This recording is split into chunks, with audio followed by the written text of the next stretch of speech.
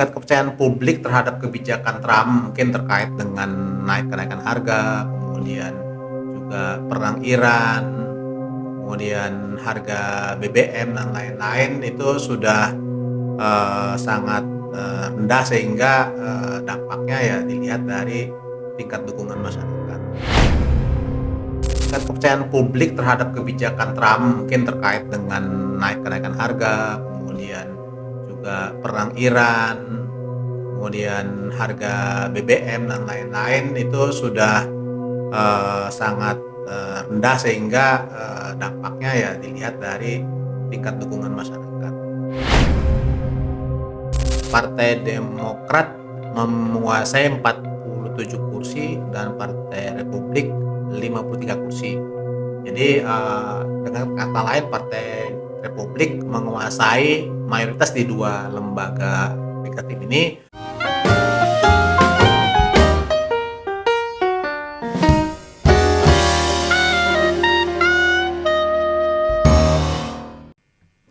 Halo pemirsa, jumpa lagi di program Ngopi Americano, ngobrolin politik Amerika bersama saya Miranti dan sudah bersama saya Bapak Didi Nasiruddin. Apa kabar Pak? Baik, makasih Miranti. Ya. Pemilu setelah Amerika Serikat tahun 2026 masih cukup jauh, tetapi suhu politiknya sudah mulai memanas. Di tengah rendahnya tingkat dukungan terhadap Presiden Donald Trump, Partai Republik justru bergerak secara agresif, di mana mulai dari menggambar ulang distrik pemilu hingga memperketat aturan pemilu. Pertanyaannya, apakah ini sekedar strategi bertahan hidup dalam politik atau tanda-tanda bahwa Partai Republik sedang menghadapi ancaman yang serius? Kita mulai saja diskusi kita hari ini. Pak, kalau kita melihat berbagai survei terbaru, memang kan dukungan publik terhadap Donald Trump saat ini sudah berada di bawah 40% ya. Seberapa buruk sih posisi tersebut jika dibandingkan dengan presiden periode kedua seperti Richard Nixon, kemudian juga George Bush? Oke, jadi angka dari berbagai lembaga survei itu cukup bervariasi ya. CNN misalnya dia menunjukkan angka 35%, New York Times 37%, tapi semuanya ini sudah rata ya, hampir semua menunjukkan bahwa dukungan masyarakat terhadap Donald Trump itu sudah di bawah 40%. Jadi ini menunjukkan bahwa tingkat kepercayaan publik terhadap kebijakan Trump mungkin terkait dengan kenaikan harga, kemudian juga perang Iran, kemudian harga BBM dan lain-lain itu sudah sangat rendah sehingga dampaknya ya dilihat dari tingkat dukungan masyarakat. Kalau dilihat dibandingkan dengan dua presiden Republik sebelumnya seperti Richard Nixon dan George Bush, ini sangat mengkhawatirkan. Pertama karena ketika pada midterm election tahun 74 Richard Nixon itu kehilangan 48 kursi di DPR dan 5 kursi di Senat, sehingga Partai Republik menjadi minoritas di dua lembaga legislatif tersebut. Sementara pada era George Bush kedua di midterm election November 2006 juga Partai Republik kehilangan 30 kursi di DPR dan 6 kursi di Senat dan juga menjadi minoritas. Jadi bisa dibayangkan bahwa kalau hal serupa terjadi, mungkin Partai Demokrat, Partai Republik juga berpotensi untuk jadi minoritas, meskipun mungkin karena ada faktor gerrymandering dan juga publik yang sudah sangat terpolarisasi, mungkin tidak akan separah di 2006 ataupun 74. Pak, kenapa sih angka 40% ini udah jadi seperti warning alert gitu ya dalam midterm election? Apakah ini menentukan tanda bahaya bagi Partai Republik ke depannya? Nah, seperti saya kata tadi bahwa angka 40%, di bawah 40% menjadi ambang lah. Jadi kalau udah di bawah 40% itu sudah sangat mengkhawatirkan, artinya bahwa masyarakat sudah sangat benci, mayoritas masyarakat tidak suka dengan pemerintah yang berkuasa gitu kan. Itu sebenarnya hal yang umum terjadi di midterm election, tetapi tingkat di bawah 40% itu sesuatu yang sangat spesial, tidak selalu di bawah 40%, tapi dengan angka 40% itu ya Partai Republik menghadapi ancaman, meskipun mungkin mereka punya strategi untuk agar yang dialami oleh Janet Nixon maupun George Bush itu tidak terulang pada November tahun ini. Kalau kita melihat tren saat ini memang Demokrat unggul dalam beberapa generic ballot survey ya Pak. Lalu Bapak sendiri melihat sebenarnya seperti apa sih kekuatan Demokrat dan Republik saat ini menjelang midterm election di 2026 ini? Kalau kita melihat hitungan-hitungan di DPR ya, jadi DPR kali ini Demokrat menguasai 212 kursi, sedangkan Republik 217, dan ada satu anggota DPR independen yang dia berkoalisi dengan Partai Republik, artinya komposisinya sekarang 212 dan 217 itu di DPR ya. Sedangkan di Senat saat ini Partai Demokrat menguasai 47 kursi dan Partai Republik 53 kursi. Jadi dengan kata lain Partai Republik menguasai mayoritas di dua lembaga legislatif ini, meskipun di DPR dan di Senat ya sama-sama mereka termasuk tipis lah ukurannya dibandingkan dengan pada masa-masa lalu. Sebenarnya berapa sih Pak kursi yang dibutuhkan oleh Demokrat gitu untuk merebut DPR dan Senat, dan bagaimana keunggulan mereka dalam generic ballot ini dalam kursi? Oke, jadi secara di atas kertas sebenarnya ya tanpa memperhitungkan faktor gerrymandering atau pengubahan parts distrik ya.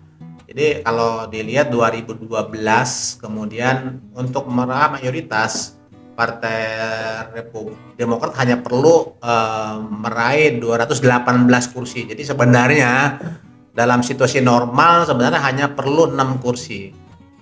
Cuman problemnya adalah dengan adanya gerrymandering atau redistricting istilahnya ya, jadi pengubahan batas distrik, saat ini Partai Republik mendapat tambahan merebut. Jadi tanpa sebelum pemilu mereka sudah berpotensi merebut 10 kursi Partai Demokrat. Artinya kan dari 212 karena dikurangi 10 menjadi 202 kan. Nah, untuk meraih 218 berarti Partai Demokrat harus bisa meraih 16 kursi. Nah, kemudian apa hubungannya dengan generic ballot? Generic ballot itu adalah pertanyaan, jadi jawaban dari masyarakat. Jadi kalau dalam polling mengatakan kalau nanti di midterm election nanti siapa yang akan Anda pilih ke pemilih kan gitu. Nah, pemilih akan milih, oh saya akan memilih calon anggota DPR dari Republik, saya akan memilih anggota dari Demokrat. Nah, pada saat ini komposisinya adalah bahwa Partai Demokrat unggul secara rata-rata ya plus 6,6% dalam generic ballot. Nah, kalau misalnya jadi dikonversi kalau ke kursi berapa? Nah, kalau 0 sampai 3 itu penambahan kursinya cuma 3 plus 3 itu penambahan kursi hanya sampai 6 lah. Tapi kalau misalnya dia unggul 7 sampai 10% itu bisa meraih 20 sampai 30 kursi. Artinya kalau sekarang mungkin karena 6,6 hampir mendekati 7, jadi Partai Demokrat berpotensi untuk bisa meraih tambahan kursi lebih dari 16. Bisa pakai mungkin bisa pakai 20 atau lebih. Jadi itu kira-kira hubungannya ya. Tadi kan Bapak juga sempat sebutkan soal gerrymandering ya Pak. Di tengah tekanan elektoral ini, Republik mulai mendorong adanya mid-decade gerrymandering gitu di sejumlah negara bagian. Bagaimana strategi ini bisa mengubah peta politik itu dalam pemilu mendatang? Jadi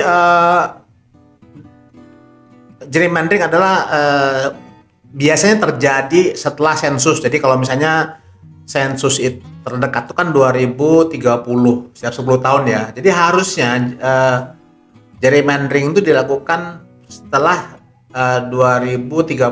Tetapi karena Donald Trump melihat adanya ancaman terhadap kemungkinan impeachment segala macam, sehingga dia mendorong Partai Demokrat untuk melakukan namanya istilahnya itu, jadi pokoknya intinya mereka gerrymandering di tengah-tengah periode ya, bukan sebelum sudah sensus. Jadi nah kemudian ada lagi keputusan dari Mahkamah Agung yang melemahkan Voting Rate X, artinya bahwa sekarang faktor rahasia tidak lagi dijadikan penentu bagi penentuan batas distrik, sehingga dengan demikian maka Partai Republik mereka mendorong adanya gerrymandering di Texas, kemudian di Louisiana, Mississippi, Tennessee, kemudian Florida dan lain-lain, sehingga mereka berpotensi untuk saat ini mereka sudah bisa memperoleh potensi penambahan sekitar 10 kursi. Artinya bisa merebut kursi yang dulunya di distrik yang dikuasai oleh Partai Demokrat, sekarang 10 distrik sudah mereka ambil alih. Kemudian kalau misalnya sekarang Florida juga hal yang sama, North Carolina hal yang sama, South Carolina hal yang sama, maka itu penambahnya bisa sampai 15. Artinya bahwa semakin susah kan Partai Demokrat untuk bisa memenangkan. Tadi kan saya bilang perlu 16. Jadi kalau sekarang dengan adanya 15 ditambah tadi nambah 5 ya, berarti kemungkinan bisa mereka harus lebih dari 20 untuk bisa meraih itu. Itu semakin berat ya. Jadi itu kira-kira hitung-hitungannya lah. Sedangkan untuk di Senat mereka perlu minimal, kalau ingin menguasai Senat juga mereka perlu memenangkan minimal 4, karena kalau misalnya cuma 3, 50-50 maka ada Vice President yang akan menjadi tiebreakernya. Jadi kalau 3 nggak bisa, harus 4 minimal. Jadi 51 49 itu bisa. Nah, dari hitung-hitungan tadi Pak, dari hitung-hitungan kursi hasil gerrymandering gitu, apakah akan benar-benar sesuai hasilnya dengan pemilu November nanti? Nah, belum tentu juga gitu. Iya. Kenapa? Karena itu kan hitungan-hitungan dengan asumsi bahwa situasi politik di 2026 itu sama dengan 2024, ya kan? Jadi kan acuannya adalah bahwa mereka mendorong distrik baru di mana Donald Trump itu di sana unggul terhadap Kamala Harris. Contohnya di Texas misalnya, di kawasan-kawasan yang mayoritas Hispanic itu Donald Trump unggul di 2024 karena waktu itu Hispanic memang dukungan bergeser ke Trump gitu kan. Tetapi dengan adanya kebijakan imigrasi, inflasi, harga BBM naik, perang Iran dan lain-lain, itu sekarang dukungnya bergeser lagi. Jadi kalau dari polling atau dari special election di beberapa negara bagian menunjukkan bahwa sekarang Hispanik itu bergeser lagi dukungannya dari Republik ke Demokrat lagi gitu kan, sehingga bisa jadi bahwa pertama kawasan distrik baru di mana Hispanik itu dominan, yang Republik pikiran kita menang, ternyata mungkin kalah gitu kan.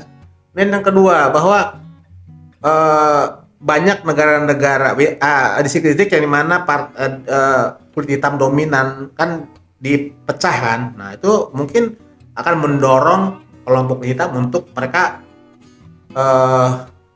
akan datang memilih berbondong-bondong mencoblos di 2028. Jadi tingkat turnout akan meningkat.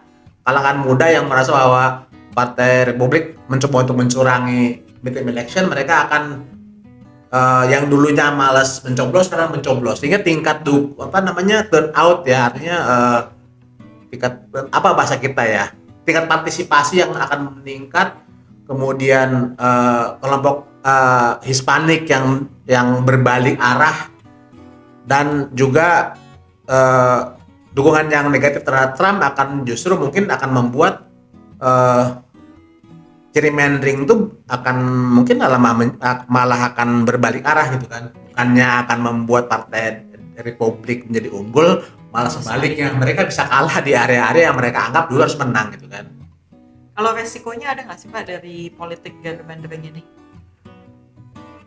Risikonya bagi Partai Republik ya, tentunya misalnya tadi kan mereka salah perhitungan soal dukungan rasial, kemudian tingkat partisipasi, kemudian juga bahwa ketika satu area itu misalnya dipindah ya, misalnya penduduk sini harusnya distrik ini pindah ke sana gitu kan. Distrik ini mungkin menjadi aman buat Partai Republik, tetapi justru karena ada tambahan dari warga distrik yang dulu Demokrat sekarang pindah ke distrik, justru distrik yang lainnya itu akan terancam, gitu kan? Itu beberapa hal. Kemudian juga bahwa melakukan gerrymandering dalam environment yang berbeda, tentunya mereka spekulatif juga, gitu kan? Mereka gegabah lah, karena situasinya berbeda kok dengan 2024. Itu resiko-resiko yang bisa ditanggung oleh mereka, dan juga tentunya adanya resiko Partai Republik Demokrat melakukan hal yang sama. Jadi mereka akan membalas, kan seperti yang terjadi pernah mereka di California mereka bikin, ya kan. Kemudian Virginia tapi dibatalkan oleh Mahkamah Agung Virginia. Nah mereka bisa hal yang sama di New York, di Illinois, kemudian di Maryland, Washington. Jadi mungkin mereka bisa aman di election, tetapi ketika di 2028 Republik Demokrat melakukan yang sama, dan juga mereka berpotensi untuk bisa unggul di pemilu 2028. Tadi kita sudah bahas soal gerrymandering, kemudian kekuatan Partai Republik gitu ya. Salah satu yang juga menarik adalah dukungan Trump terhadap Ken Paxton nih Pak di Texas. Seberapa penting sih endorsement Trump di Texas dan bagaimana ini bisa memengaruhi persaingan di Senat? Oke, Texas itu sangat menarik ya. Jadi Texas itu dari tahun 94 sampai saat ini itu selalu berada di tangan Partai Republik, meskipun Texas memiliki jumlah populasi Hispanik yang cukup besar. Dan Hispanik sebelum 2024 mereka mayoritas menjadi pendukung Partai Demokrat gitu kan. Nah di Texas itu ada dua calon Senat. Yang incumbent adalah John Cornyn.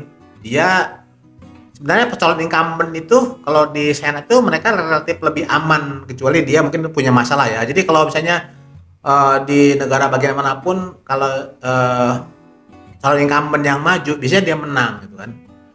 Nah, Ken Paxton itu adalah calon bekas pejabat juga di Texas, tetapi dia banyak masalah. Dia misalnya terlibat korupsi, dia misalnya tukang selingkuh dan lain-lain. Itu secara personal dia itu sebenarnya negatif lah citranya kan. Tetapi karena dia sangat dekat dengan Trump, maka Trump condong untuk memilih Ken Paxton. Jadi kalau hitung-hitungan adalah kalau John Cornyn yang maju, ya kan nanti mereka akan bertarung lagi 2 Juni ya, primary yang kedua lah, run off namanya. Kalau John Cornyn yang maju melawan calon Partai Demokrat namanya James Talarico, bahwa kemungkinan besar John Cornyn akan menang lagi. Jadi Texas aman buat Partai Republik. Tapi kalau Ken Paxton yang maju, maka dalam hitungan saat ini itu akan kalah, karena kalau dalam polling terbaru bahwa si James Talarico itu menang 4% dibandingkan dengan Ken Paxton. Nah, problemnya adalah karena Trump itu sudah mengendorse Ken Paxton, dan polling menunjukkan bahwa kalau Trump mengendorse Ken Paxton maka 55% pemilih Partai Republik di Texas akan mendukung dia. Artinya John Cornyn kemungkinan akan kalah di primary-nya, dan kemudian Ken Paxton bertarung dengan James Talarico di November, dan dia kemungkinan akan kalah kalau situasinya seperti sekarang ya. Lalu Pak, bagaimana Trump menggunakan primary untuk menghukum penentangnya di Indiana, Louisiana, dan Kentucky, dan apa artinya ini bagi Partai Republik? Oke, jadi ada beberapa hal ya yang memang yang menarik di dalam tubuh Partai Republik. Pertama adalah ketika Trump mendorong Partai Republik untuk melakukan gerrymandering, tidak semua eh, legislature atau DPR dan Senat di negara bagian itu mendukung. Salah satunya adalah Indiana. Jadi mayoritas senator di Indiana tidak mau melakukan gerrymandering pada saat ini. Kenapa? Karena ini melanggar aturan yang pernah ada. Karena gerrymandering itu biasanya dilakukan oleh partai setelah sensus 10 tahun gitu kan. Misalnya 2020, habis 2030 dan lain-lain seterusnya kan. Nah, karena penentangan dari mayoritas senator itu, maka di Indiana itu gagal. Jadi Indiana tidak akan melakukan gerrymandering.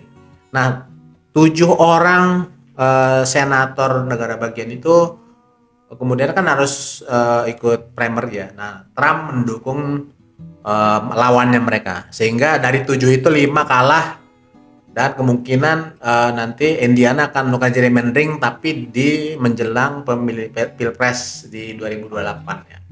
Itu satu. Jadi 5 dari 7 senator yang menentang gerrymandering di Indiana itu kalah. Nah, kemudian di Louisiana itu kan ada namanya ada senator yang dia pada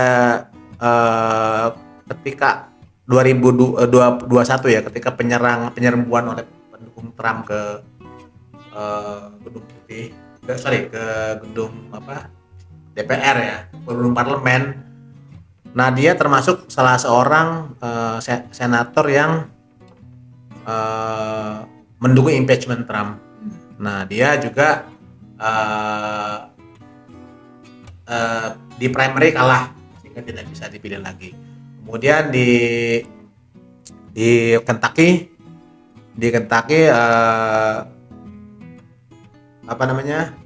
Thomas Massie juga menjadi salah seorang anggota DPR yang dia tidak mau mengikuti kemauan Trump. Dia menjadi pelopor, sebenarnya dia menjadi salah satu pelopor anggota DPR yang meminta agar file Epstein itu diungkapkan ke publik gitu kan. Nah, dia juga di primary-nya kalah oleh calon yang didukung oleh Trump. Jadi memang Trump itu berusaha agar Partai Republik berubah dari partai yang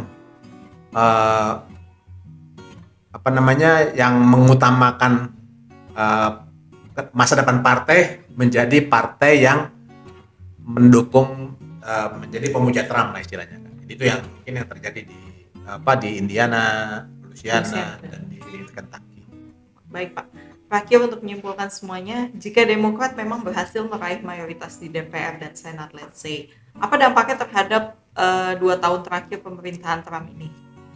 Oke, tentunya ini akan menjadi sesuatu yang sangat menakutkan Trump ya. Pertama, kalau Partai Demokrat bisa menguasai DPR saja gitu kan, maka Trump berpotensi untuk di-impeach ketiga kalinya. Ya. Selain itu juga berbagai agenda kebijakan Trump akan terhambat, seperti misalnya dukungan terhadap perang di Iran misalnya jelas akan tumpul karena mereka tidak mau mendukung lagi kan.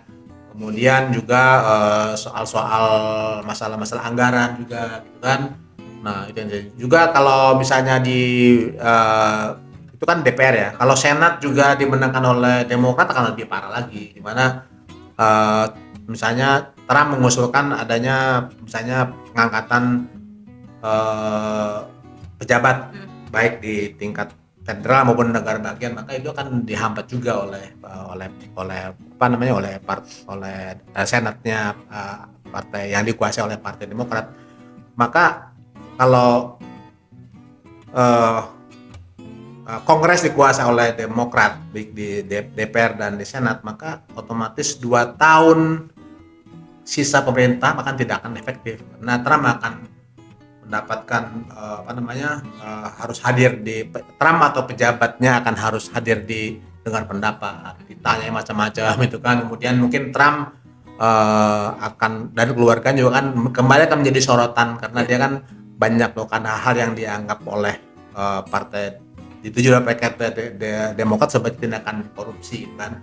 Mungkin itu, dan dengan menguasai dengan pemerintah tidak efektif, maka Partai Demokrat juga bisa membangun kekuatan untuk bisa memenangkan di Pilpres 2028. Kenapa? Karena mereka punya kesempatan untuk membangun citra negatif pemerintahan Trump dari 2026 sampai 2028 kan. Jadi dengan citra negatif maka Pak Dipu tidak akan mendukung mantan misalnya wakil presiden kan. Sekarang yang potensial itu kan misalnya Marco Rubio dan JD Vance kan yang potensi untuk nanti menjadi capres di 2028. Dengan citra Partai Republik dan Trump yang sangat negatif, maka capres manapun dari Partai Republik juga ada potensi akan mendapatkan citra negatif dan mereka akan gagal di 2020. Itu mungkin yang paling mengkhawatirkan oleh partai. Ya, Pak, menarik sekali pembahasan kita pada hari ini bahwa pertarungan menuju midterm election 2026 ini bukan hanya soal perebutan kursi, tapi juga bagaimana Partai Republik dan Donald Trump mempertahankan kekuatan politik mereka. Terima kasih banyak Pak Didin atas diskusi kita hari ini, dan terima kasih juga untuk pemirsa yang sudah menyaksikan Ngopi Americano. Saya Miranti, sampai jumpa di episode berikutnya.